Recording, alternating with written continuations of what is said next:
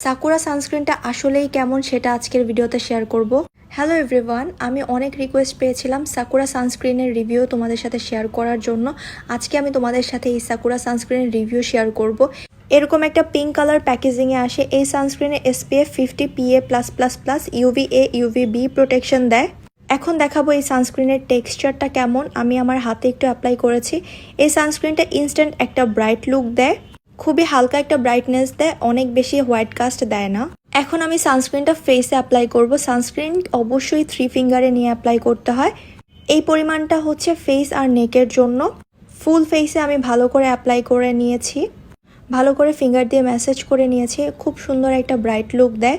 আর sunscreen কিন্তু অবশ্যই 3 ঘন্টা পর পর রিঅ্যাপ্লাই করতে হয়। এই সানস্ক্রিনটা ক্লেম করে অল টাইপ অফ স্কিনে ইউজ করা যাবে, কিন্তু আমার কাছে মনে হয়েছে এই সানস্ক্রিনটা ড্রাই টু কম্বিনেশন স্কিনের জন্য বেশি সুইটেবল হবে। অয়েলি স্কিন হলে অবশ্যই পাউডার দিয়ে একটু সেট করতে হবে।